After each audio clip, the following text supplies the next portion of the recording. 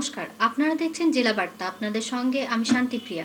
চিনার পার্কে এক রাস্তার ধারে ছোট রেস্টুরেন্টে আগুন লাগে। তদন্তে জানা গিয়েছে সিলিন্ডার ব্লাস্ট করে ওই আগুনটি লাগে।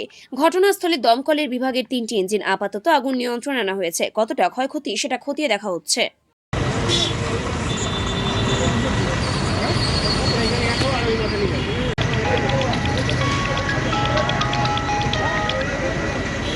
হ্যালো, চিনার পার্কের থেকে লোকনাথ মন্দির মেন রোড যাচ্ছে, পাশেই আছে দমকলের গাড়িগুলো আছে। দেখ, এত ফোন করিস না, বুঝতে পারলে আয়, নাহলে ছেড়ে দে।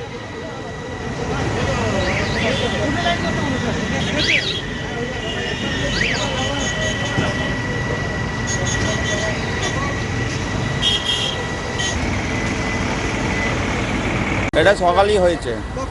কখন দেখলেন?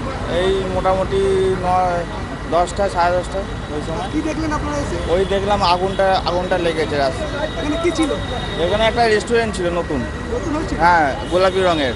আচ্ছা, তো কি করে লেগেছে কিছু জানতে পারছেন? ওই সিলিন্ডার ফেটে লিক করেছে সিলিন্ডার।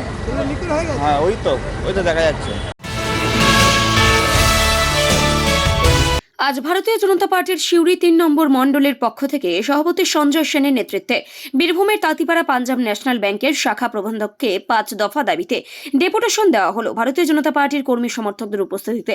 এই ডেপুটেশনের নেতৃত্বে ছিলেন মণ্ডল সভাপতি সঞ্জয় সেন, রাজনগর পঞ্চায়েত সমিতির বিরোধী দল নেতা ও সদস্য অনুপ গড়াই, বিজেপি নেতা ধনঞ্জয় দাস, রঘুনাথ গড়াই, তরুণ সাহা সহ নেতৃত্ববৃন্দ।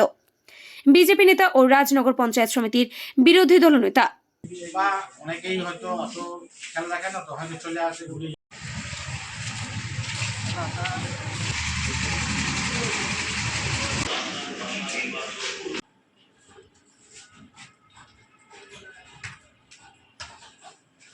আমি সেদিন বলে গেছিলাম ভাববেনি আমাদের না ঠিক আছে। সোমনাথ দের রিপোর্ট, তাঁতিপাড়া, বীরভূম। নিয়ে নিচ্ছে একটি ছোট্ট বিরতি। ফিরে আসছি বিরতির পর। সঙ্গে থাকুন ভয়ের সঙ্গে নির্ভয়ে। সিউড়িতে অত্যাধুনিক চিকিৎসা পরিষেবা নিয়ে এলো সৃজন পলিক্লিনিক। ওষুধের দোকান সহ অত্যাধুনিক মানের প্যাথোল্যাব, কম্পিউটার তথা অত্যাধুনিক মেশিনে রক্ত, মল, মূত্র ও থাইরয়েড পরীক্ষার সঙ্গে এখানে রয়েছে বিশিষ্ট চিকিৎসকদের বসার চেম্বার।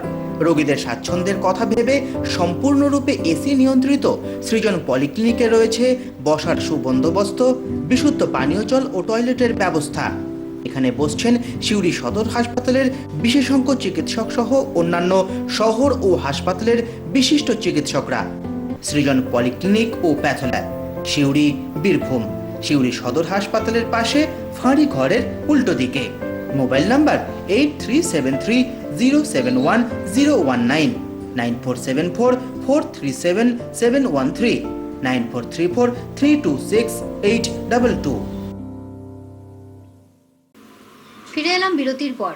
বড়দিনের সন্ধ্যায় চাঁচল সদরে চাঁচল বাজারে জুয়েলার্সের ভয়াবহ ডাকাতি। জুয়েলারির সমগ্র গয়না খোয়া গিয়েছে বলে খবর। ক্ষয়ক্ষতির পরিমাণ বেশ কয়েক লক্ষ টাকা। 2টি মোটর বাইকে করে এসেছিল 5 জনের ডাকাত দল। হাতে ছিল আগ্নেয়াস্ত্র। ডাকাতি করে বেরোনোর পথে চলে গুলিও।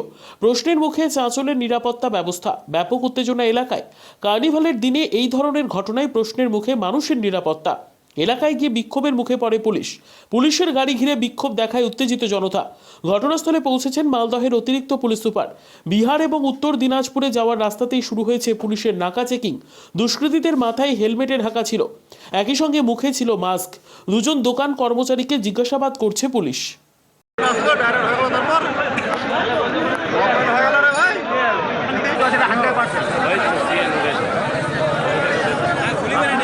ভিতরে ঢুকতে দিচ্ছে না।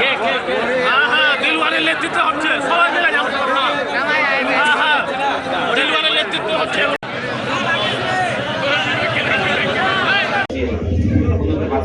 মোবাইল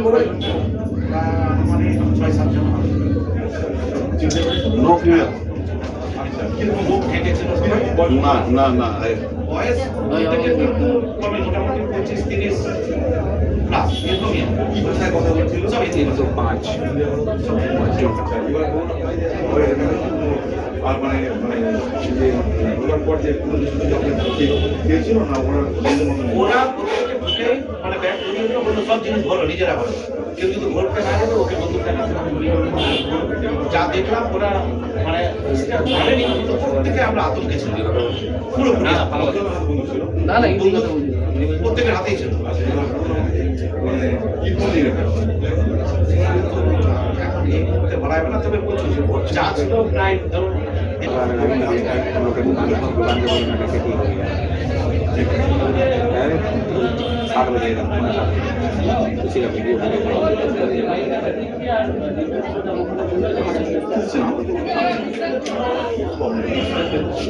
কিন্তু একটু মনে হয় সেই সময় এই সময় ওয়েস্টিং হোটেলে এসে পৌঁছালো মঙ্গল পাণ্ডে ও পুরুলিয়ার বিজেপি সাংসদ জ্যোতির্ময় সিং মাহাতো।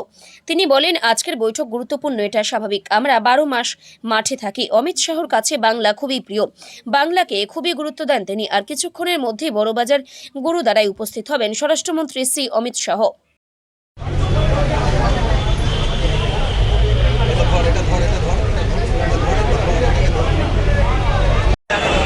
এত বড় তার